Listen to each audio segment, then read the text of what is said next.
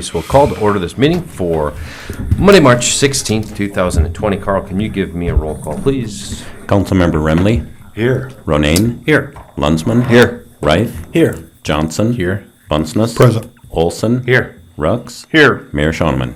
Here, please stand with me for the Pledge of Allegiance. Allegiance to the flag of the United States of America and to the republic for which it stands, one nation, under God, indivisible, with liberty and justice for all. I'd like a motion to approve last week's minutes for the meeting of March 9th and the subsequent meeting, March 11th. Move. Second. Got a motion from Olson and a second from Rux. All in favor, please say aye. Aye.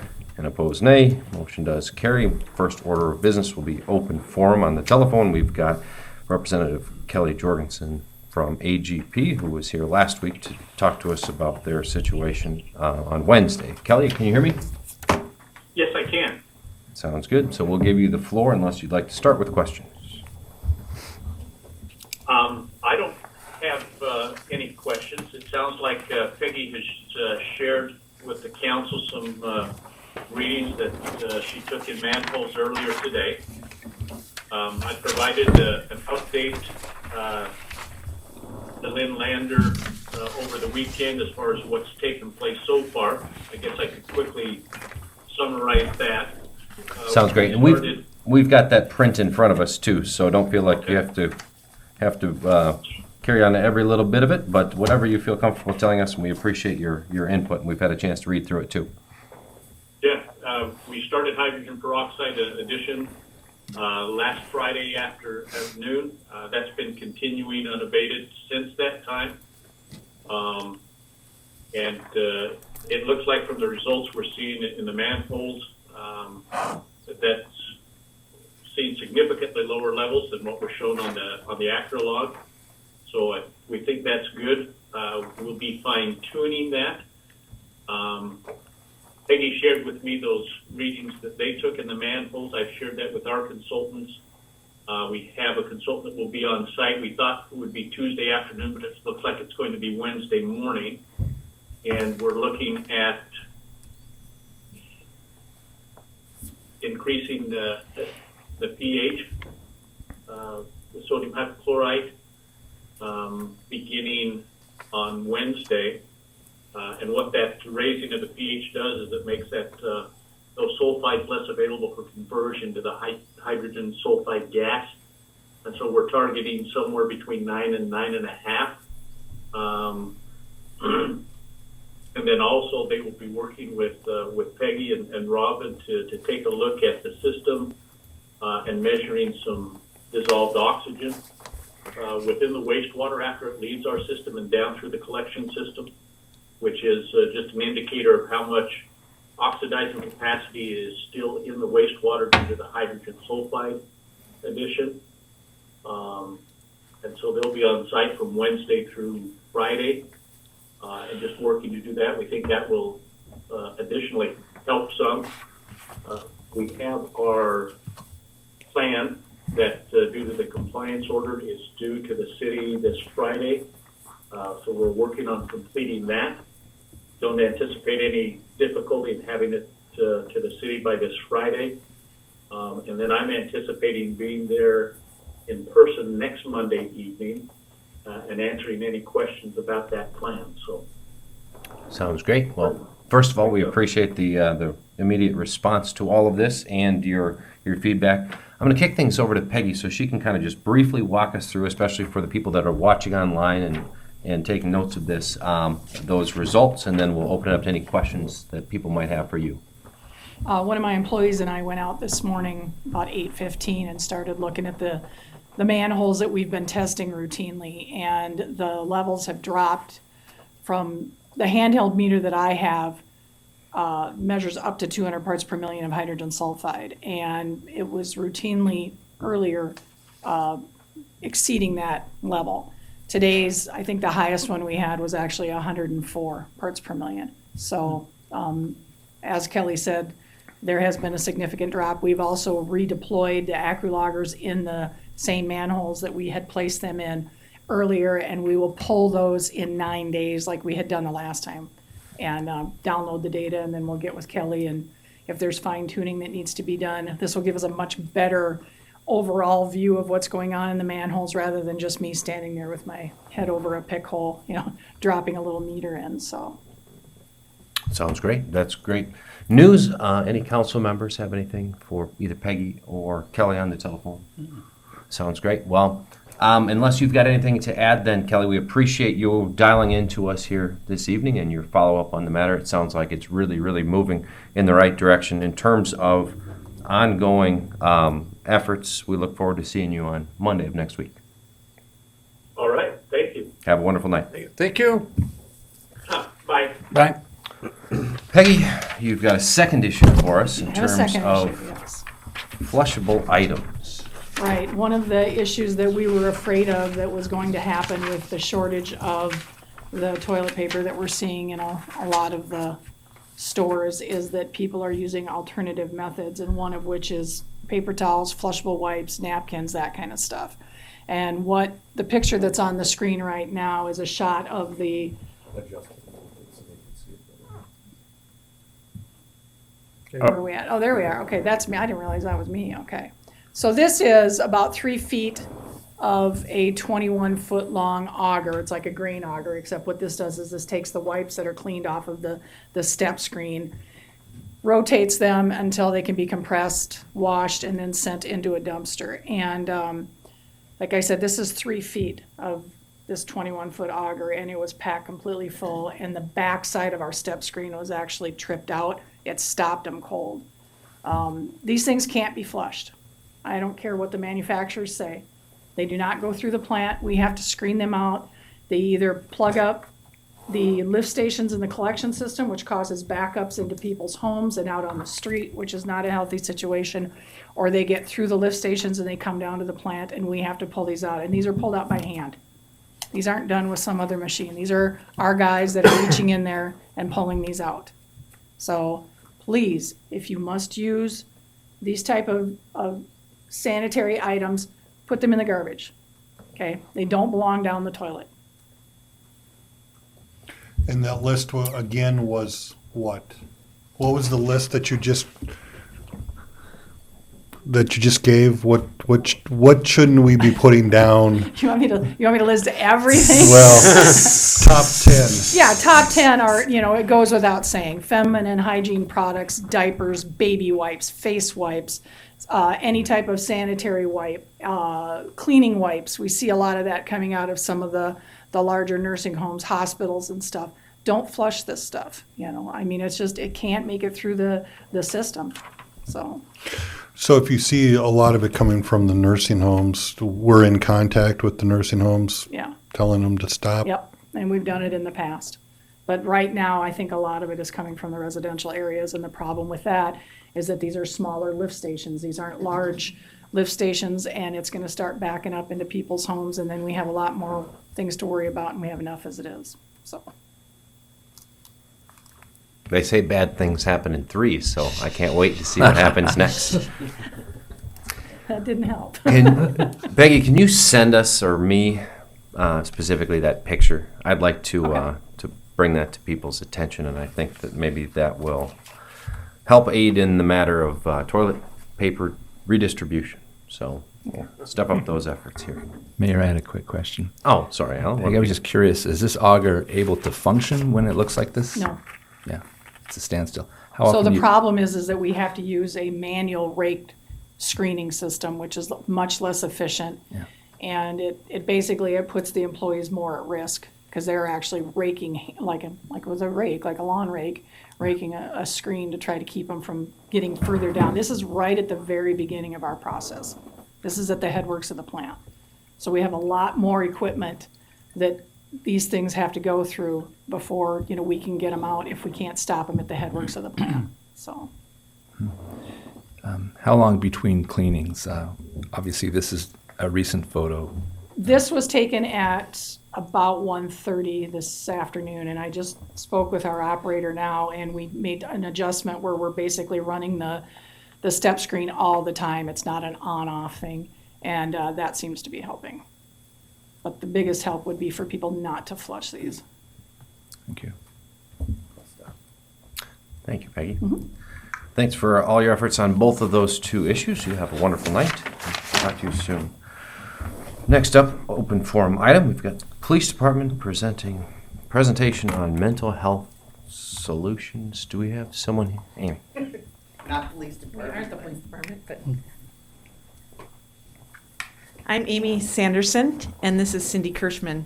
And I'm here with Northeastern Mental Health Center, and Cindy is here representing NAMI Aberdeen.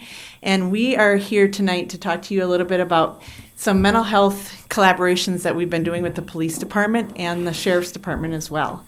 And you were supposed to get a really cool presentation from the police department tonight, but they are out keeping us safe right now. So Dave McNeil just called a little bit before this meeting and said, can you just go tell them about what we're doing? So I know they had a really nice presentation for you, but we are just going to tell you from the top of our heads a little bit about what we're doing. So bear with me. I'll try to explain what we're doing without the pretty PowerPoint that I think was going to be given to you. But so just to let you know, there had been a community-wide effort a while back, starting maybe a couple of years ago, where some concerned parties were getting together just to talk about how do we manage situations when law enforcement is oftentimes the first people on the scene of an incident where a mental health issue becomes an issue. So whether it be a call that comes in because somebody directs mental health related call, like a suicide threat or something of that nature, or they come on a scene of another incident and suddenly now there's a mental health concern that presents itself because of that, that oftentimes law enforcement is left with not a lot of options in terms of how to make sure that that person is okay. So we have some extremes that they end up dealing with, like, you know, for example, if they go out on a scene and there's somebody who's obviously in a mental health crisis, but maybe they don't meet the criteria for a mental health commitment hold, and maybe they shouldn't be. Maybe they shouldn't be, you know, taken to a hospital or something of that nature. But there's a whole lot of gray area that ends up being left with the police department looking at a person saying, you know, I'm going to leave this scene now, and I don't feel great about it. I don't feel like I have enough to bring the person in, but this doesn't feel good to leave a person in this situation. The other thing that might happen is I don't have any other alternatives. I don't feel good about this person just leaving them here. I'm going to have to take them in, and maybe they don't need that level of involvement. And so now they've taken in somebody who, maybe it was somebody who was depressed and had called in needing some help. Now they're, maybe they weren't to the level of needing a hospitalization. They're going to go to the emergency room. They're going to be cleared at the emergency room, and now they're going to have a huge medical bill on top of already having an issue with the mental health issue. So we started talking about what can we do that's kind of an in-between in there. The group was formed around the idea of starting, many cities around the United States have something called a mobile crisis team, which is actually a team of mental health providers that go out on a scene and work with law enforcement to provide assistance, and oftentimes they'll come in lieu of or in place of the police department. So the police department may go out at first, and then they'll call the mobile crisis team in, and the police department leaves. And as you can imagine, there's a lot that goes into putting something like that together. There's cost, there is manpower, there are just a lot of things that would need to be in place before a city like Aberdeen would be ready for that. However, as we were sitting at the table, one thing that came to mind was we at Northeastern Mental Health Center already have some infrastructure put together to manage crisis in the community. And we thought, why can't we try to plug in and do some of what we could be doing to at least make the situation better for people right now with the resources that we have. So what we do at Northeastern Mental Health Center is we operate a 24-hour crisis line, and part of that we have an on-call worker on call 24 hours a day. And some of the services that we provide are on-call, like phone calling for people who want to call in on the crisis line and talk through a crisis. The other piece to that is we respond to the jail and the JDC and do risk assessments to help people who are in that emergency type situation. So what we did was we sat down together with Dave Lunzman. I talked to Dave McNeil, and he sent over Sergeant Bisbee to work with us, and myself, one of the clinical directors at Northeastern Mental Health, and then the other clinical director, Stacy Meal, sat at the table probably summer, fall, it all kind of blends together, but summer or fall, and just started thinking and brainstorming about how we could do something now. And what we came up with was a plan, and I think we have a whole spreadsheet with all the information of the choices that law enforcement can follow in order to respond to a situation as needed. So to put it simply, what happens is law enforcement will now go out on the scene.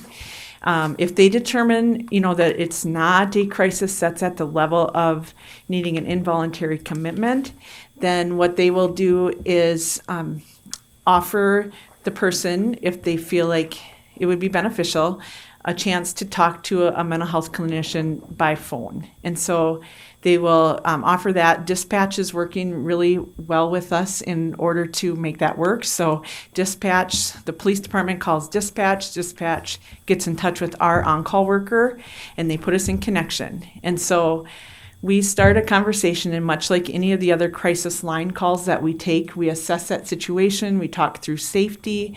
At some point, the police department or the sheriff's department will be on the scene and kind of monitoring from that point. And if they feel like at some point, it seems like things are under control, the conversation seems to be going well, they will interrupt the conversation for a moment, get on the phone with the mental health professional and say, I'm going to leave the scene. Do you feel like this is under control? At that point, then the mental health professional can say either, yes, go ahead, I think we've got this, or no, please stay on the scene. And so we will walk the person through a safety plan, much like any of the other crisis-related calls that we take.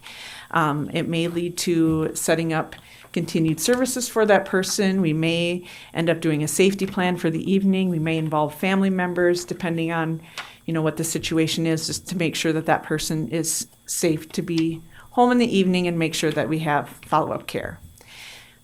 Second choice would be if that person doesn't want to talk to somebody on the phone at that point, they could say, okay, would you like to have a phone call from the mental health center the following day? And if they agree to that, then that comes back to our team, and we give them a call the next day. Just tell them, we've gotten your number from the police department, sheriff's department, and we are just following up to see what we can do, have that conversation, see if there's anything else we can provide for that person. Third option would be if they don't care to do either of those two, we've provided just a business card that has the 211 crisis line number on it, as well as the number for Northeastern Mental Health Center. They're given the card so that at the very least they're left with something physical in their possession, so that if they're having a tough time, and our hope is that if they see it on a coffee table or at home, or they put it in their wallet or something, that the next time that they're having a hard time, or the next day, or whenever they may feel moved to be able to make that reach out, they can reach out. So just kind of a 3-step approach to offering that service, with the hope being that we might not take in people that are just going to be released from the hospital anyway, or we're not leaving people feeling like we haven't done enough. But there's we're trying to meet that little bit of middle ground and provide that service. So we started the process February 1st. We have taken some calls. We're hoping that we can increase that number as law enforcement even becomes used to having the service available. But we've had some where we've called. It's just been a handful, but we've had a couple where we've had the calls on the scene, and then I know I took one where I returned the call to the person the next day, and I don't know how many cards are going out, but I'm hoping a lot. So that's a little bit about what we're doing in collaboration with the police department. And I also brought Cindy Kirschman here with me today, because I'm also part of our local National Alliance on Mental Illness group. And Dave McNeil just thought it would be nice if she could explain a little bit about what we're trying to do with NAMI as well in support of mental health needs in the community. So I'll let Cindy talk. Thanks, Amy. Like Amy said, my name is Cindy, and I'm the team lead for NAMI Aberdeen. NAMI is the largest national grassroots organization that provides trainings and support and education to individuals living with mental illness and also family members caring for individuals living with mental illness, and taught by and provided support by individuals that are living with a mental illness or family caregivers of people with mental illness. So it's people working with people who have been there and got it. So we've been in conversation with Dave McNeil, the other police department, sheriff departments, on and off for about the last 2 years when we had a listening post session over at the library to kind of ramp up stuff that we were doing. So we're kind of there. Our thought is to be that aftercare person, you know. Everything we do is free. We offer Connection Support Group, which is a support group for individuals living with mental illness. Every week on Wednesday, we offer a family support group meeting for individuals, family members, caregivers, caring for individuals. Once a month, I don't know if you've seen some of our activities throughout the community. We recently were featured in the Aberdeen magazine. We've done walks, we've done events. We do a monthly NAMI night, either at the Red Rooster or someplace in town, just to do activities and get together, all free. We also have, we're trained to do a basics class, which is a parenting class for parents of children, teenagers living with a mental illness or behavioral challenges. But our thought is, hopefully in the future, we will be included on that card that Amy talked about, NAMI, with some numbers and names, so people can reach out to us and become a part of our, where they can meet up maybe with some people that are, experiencing the same thing.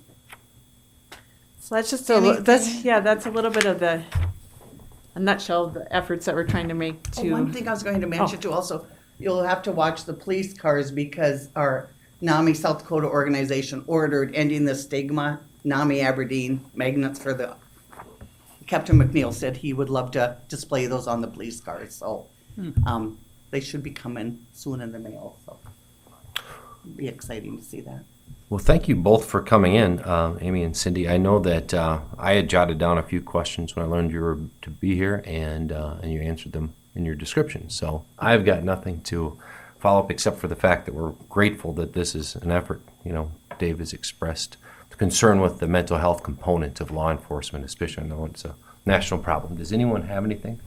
Mr. Lunzman. I just want to mention thank you, Amy, for really taking the lead on a lot of this stuff, but the police department has also, and we've accomplished more than just helping the community. It really has, but it has brought the law enforcement together to understand what they do. They understand what we're doing and why we're doing it.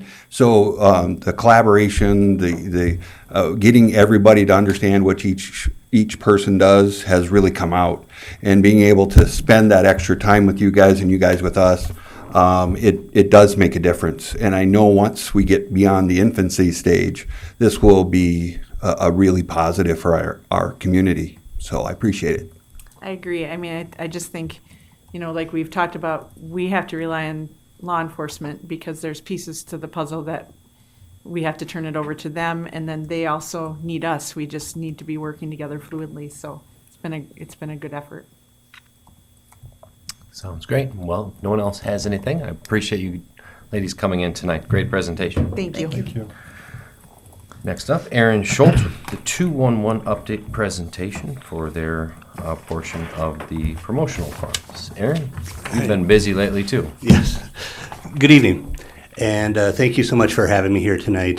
Tonight we'll just update some of the numbers from 2019 211 numbers, just to give a brief history. Most of you know the history of 211 in Brown County, but this would be the third full year that we're looking at funding for 211, that being 2020. And you can see some of the totals there on that front page. looking at the number of phone calls, texts, and it feeds in well with the previous presentation, talking about the issues with mental health and also the resource that 211 helps provide. And I don't want to read everything there verbatim to you, but if you flip to the second page, you'll notice the breakdown from Brown County versus statewide calls that have come in. And the number one reason for call is related to mental health and or addiction. And so you can see that this is definitely an issue that we're facing, but the state is facing as well. The box underneath there talks about the number of needs identified, and you can see the number growing from just over 1,200 to over 1,500 in 2019. And then looking at the requests, that there were some unmet needs that were requested there at the very bottom, and that was residential snow shoveling, non-emergency medical transportation, moving services, gas money, and bereavement support groups. The last area I'd like to touch on then is something that 211 gets a lot of questions about. It's related to the number of calls that they take regarding suicide. And in 2019, there were 60 contacts that came from Brown County with some type of suicide ideation. And statewide, there's just over 2,300 calls that came in directly to 211. And you can see that they are ranked there accordingly with the level 1 threat, stating that they are in a plan stage all the way to level 3, where they have taken some sort of action to end their life. You can see also the breakdown of the calls there, the 52 calls that there was no, they did not intervene. That was the call center being able to basically talk down the individual. And so there was not the need to call the law enforcement to intercede at that particular moment. But the reality is they probably made some sort of contact with Northeast Mental Health Center and made sure that there was follow-up calls made that next day. And then you can see the breakdown for law enforcement well checks there as well. Some positive news with regarding 211. We kind of took this trip all together over the last couple of years and looked at creative ways of funding that, and want to thank the council for allowing promotional funds to be used for that. This year, with the help of our legislators and Julie Johnson with her advocacy, it did pass, and it is sitting on the governor's desk right now for full state funding for 211. And so that has been addressed the last couple of years, and the last year was at 50%, and this year the recommendation going forward is full support from the state. And so we're very excited about that. And in talking with some of the helpline folks, they said that Brown County coming on board was really one of the big dominoes that started the chain of events that brought on Marshall County, that led to Davidson County, then into Cottington County, and that continued to help the state coverage on this as well. So at that time, I'll take any questions. Mark? Can you tell me what that Julie Johnson legislation is about? You said Julie Johnson has something on the governor's desk.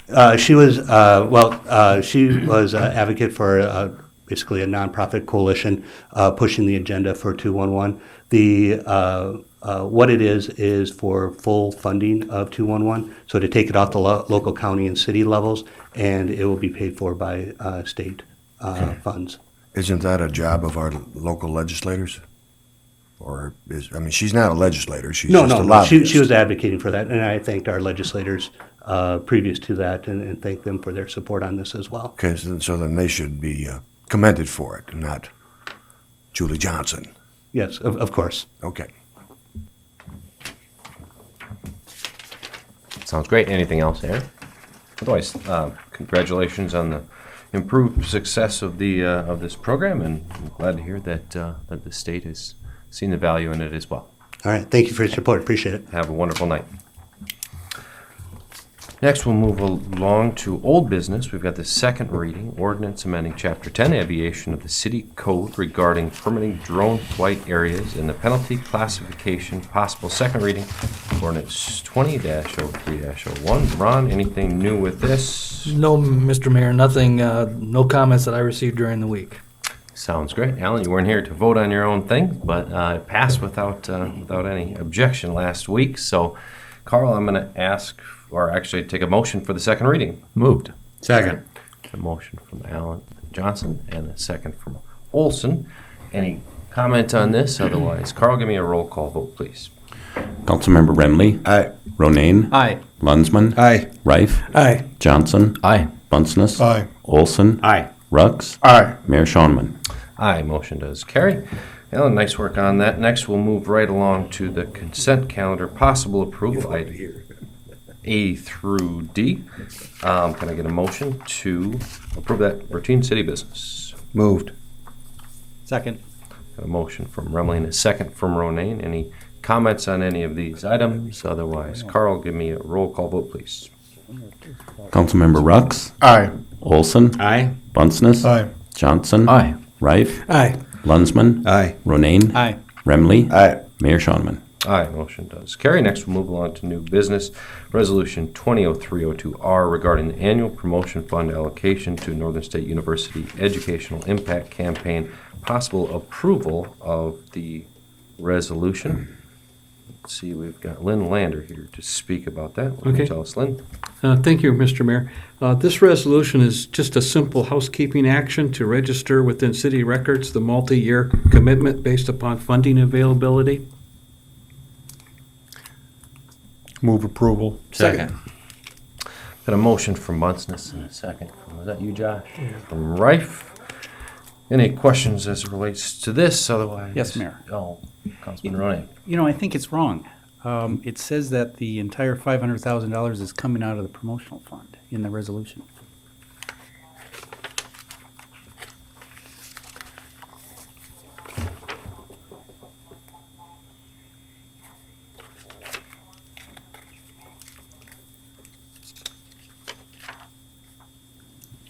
Portion comes out of capital. Second penny sales tax. Good catch. Yeah, I missed Councilman Ronayne, is that something that you'd like to? I move to table. Second. Motion from Ronayne and a second from Bunceness to table, just to clear up that the description and before we send that through to vote. So why don't we take the vote on tabling? All in favor, please say aye. Aye. Aye. And opposed, nay. We will readdress that once that clerical error has been amended. Next, we've got application for a community event permit for the Yildiz Shrine Circus on April 8th through 11th at the Aberdeen Civic Arena. Possible approval for the community event permit. Can I get a motion for that, please? Move to approve. A motion from Johnson and a second from Remley. Does anybody have anything to contribute on that item? Otherwise, I think we can just do Mr. Hoven will appreciate a positive vote on this, but after talking to him this afternoon, I think you'll find that this will be canceled. But to be on the safe side until he tells us that specifically it's being canceled, I would ask for your support. Sounds good. Well, hopefully the circus can go on as planned.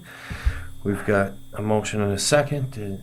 Any other statement as it relates to the shrine? Otherwise, I will take a voice vote on that. All in favor, please say aye. Aye. Opposed, nay.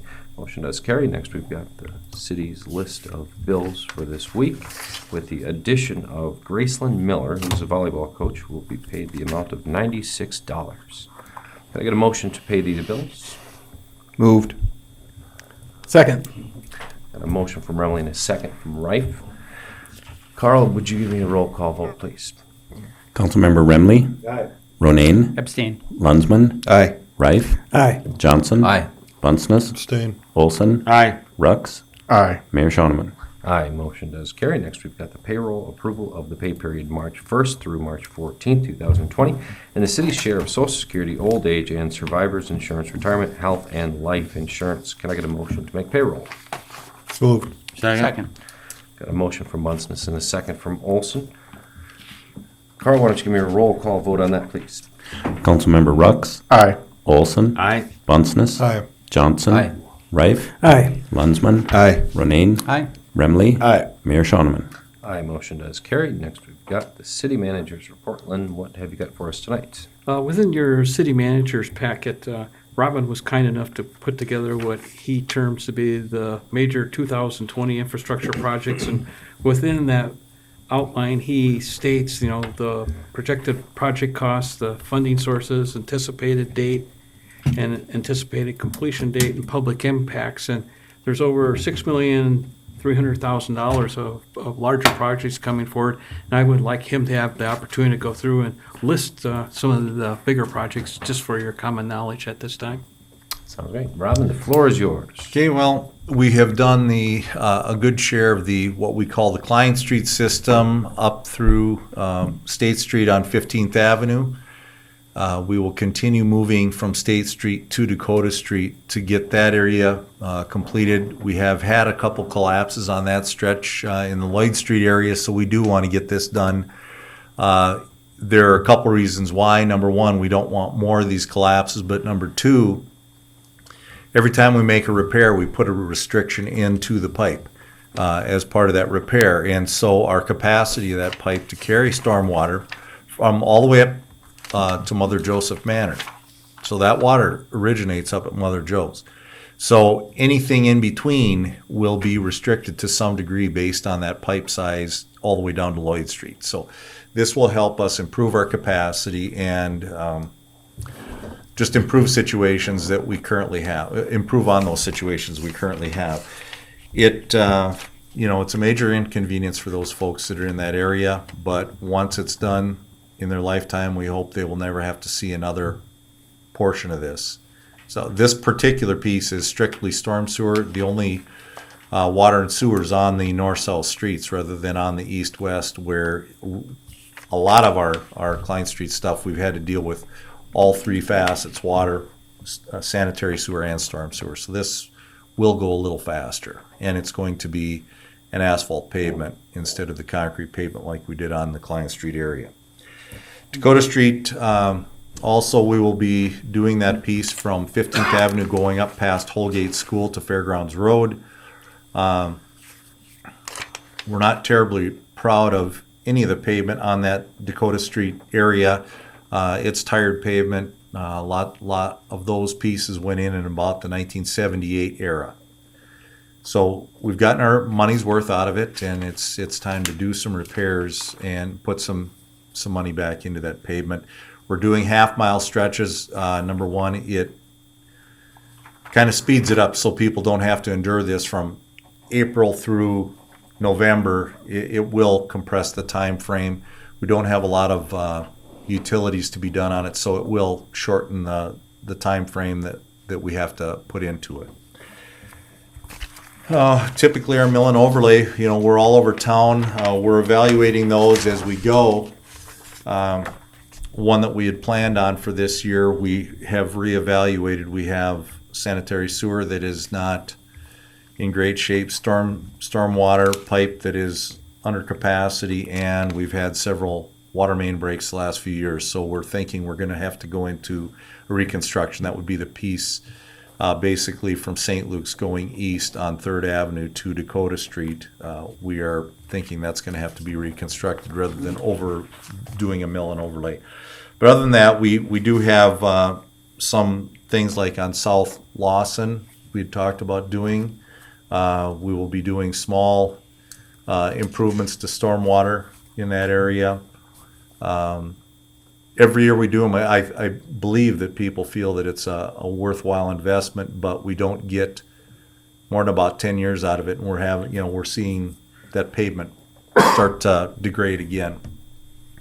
If you'll recall the Dakota Street piece that we did south of 6th Avenue, I think it was the very next year we started seeing soft spots show up on it. So while we do try to proof roll and make sure that those areas are reasonably decent to overlay, there are spots that do show up, and we try to avoid that, but with the soils we've got, that's kind of what we have to live with at times.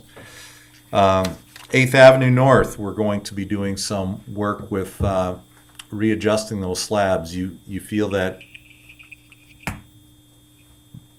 I don't even know how to describe it other than you're bouncing all the way, every slab is shifted a little bit, so we're going to try to do some slab jacking on that. We will be doing some diamond grinding, and we'll lock those joints together so they don't have so much movement, and that's another soils thing that we're dealing with.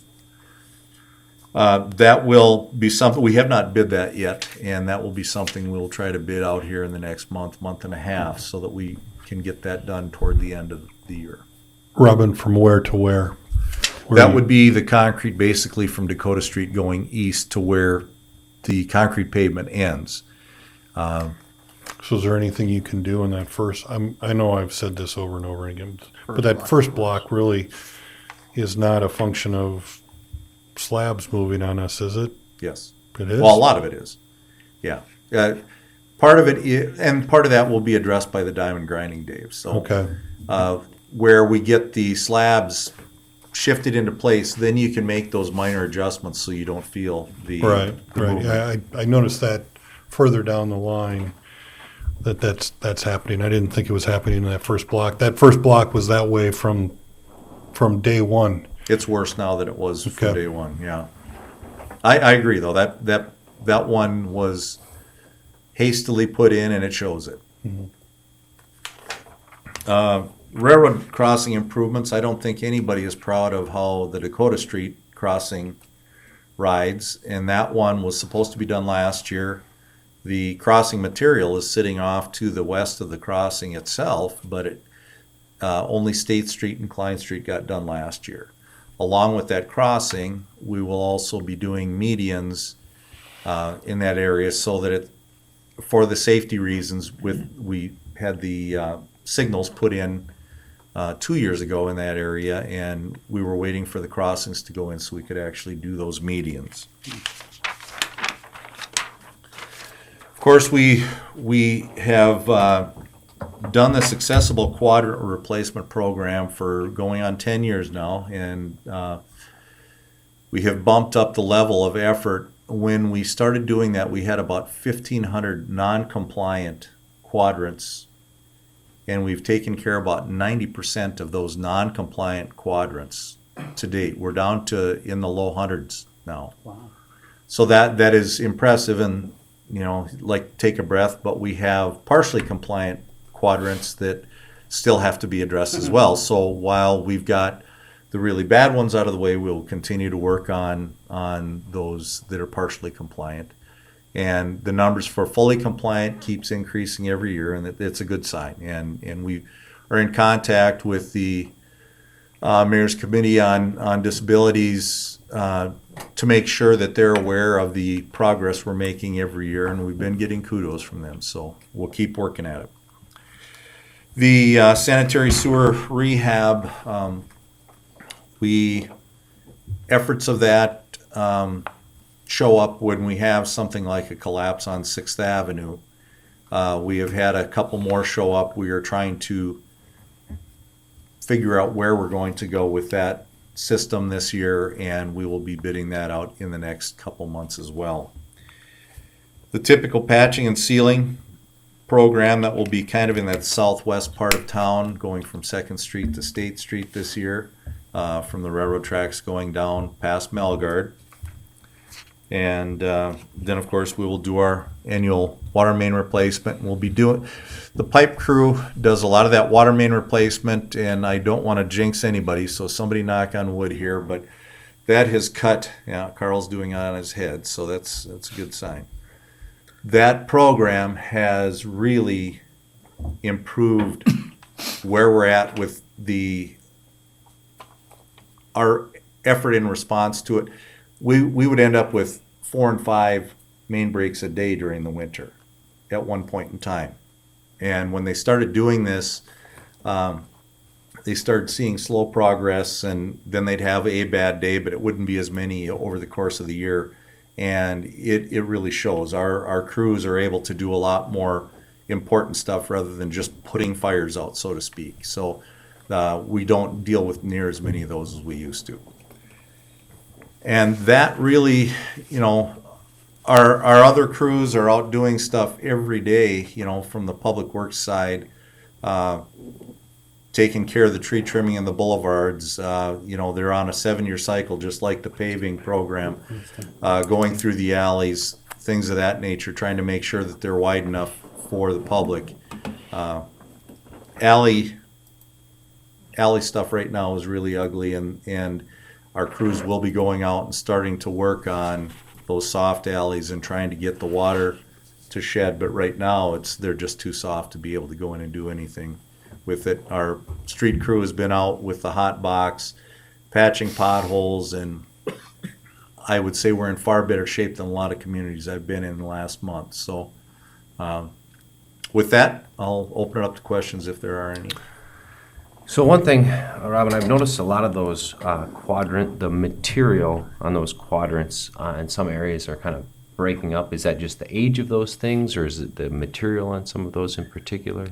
Part of it's age. Part of it is the type of material. You're exactly right. Some of those did not hold up much beyond the first year. Somebody would take a skid steer, some type of heavy equipment, and would clear it off, and it would scrape the domes right off, and it was really tough on that. We are looking at going to a different type of material. They're far more difficult to install, so we'll pay a higher labor cost, but I think they'll be much more durable, and that would be a cast iron type material versus the fiberglass or the precast concrete. So Second question I had, so the $800,000 on the 8th Avenue renovation, that was all on that new stretch of road, a relatively new stretch of road? that would be true. That would be Drivability? the newer stuff, yes. And you don't foresee any potential with that entire area of concrete road on North Dakota, like running into the same issues that we've got there? We are, the area on North Dakota, we are doing what's called a dull bar reinforcement replacement. The stuff on 8th Avenue did not have those dowel bars installed, so we'll do a dowel bar retrofit on those areas to keep those slabs from shifting. That's how we're addressing it now. Sure. So Roosevelt Street was the last one, I think was the last one. That Roosevelt did some shifting also, North Roosevelt. North Roosevelt has the dowel bars. The difference on Stitching. North Roosevelt was that some of the subgrade did not have uniform material, and where the shoulders were at is where the pavement started coming apart, so they had to kind of tie them all together, knead it back together. Sounds good. Any other questions for Robin on this? Real quick, the railroad tracks on North Roosevelt ones, those are pretty, and also on 8th Avenue Northeast are really rough. That was a frost shift. Is that going to come back? Well, most of it will come back. That's a real challenge for us because the railroad track does not have any clay underneath it, so there's no frost shift potential on that area. Where the pavement adjacent to it is going to have clay underneath it along with some gravel. And so in a really wet fall like we had this past year, that clay was saturated with water, and so once those frost lenses develop, it was, I mean, we're talking a significant shift. And we saw a frost shift in a lot of our manholes. Manholes don't move, but the pavement around them will, and you saw that 2 to 3 inch shift in a lot of cases. Is that going to be, if it doesn't come all the way back, is that going to be addressed? Or? Well, we'll have to cut back the concrete. The problem with the stuff on North Roosevelt, as an example, was that there isn't any adjustment. The crossing material went right up, almost butted right up against our concrete. So we may have to cut the concrete back, but then you will feel the slight dip down into the crossing material, but it'd be far better than the thump that we have now. Lynn had a question or a statement. Well, I just wanted the council to know for the 15th Avenue Southeast Storm Sewer, as well as the Dakota Street pavement, as well as the 8th Avenue North Street surface repairs. We started this process about a year ago, but we're going to continue it where we're going to put the cost of those improvements and anticipated start date, anticipated completion date, so the public kind of knows where they stand from what they need to do for detours and give them a better perspective of what's being spent for money. You mean signage in Yes. those areas? Yep. Right. The last thing I'd like to talk about, and it just happened today, actually on Sunday, the county opened the EOC Center, and as part of an information perspective, the county is listing activities on their website, and I volunteered to list activities on our city website. And so what I did is I created a page tab that's called COVID-19. Matter of fact, just before I came into this meeting this evening, we listed where students can pick up lunches, being that school's closed at this time. And so we're going to actively, as information's gathered, use that as a source for the public. Thanks for handling that, Lynn. Anything else before we adjourn here for the evening? Otherwise, I'll take a motion for adjournment. Motion Bunceness. Second. Second from Josh Reif. All in favor, please say aye. Aye. Opposed, nay. We are adjourned.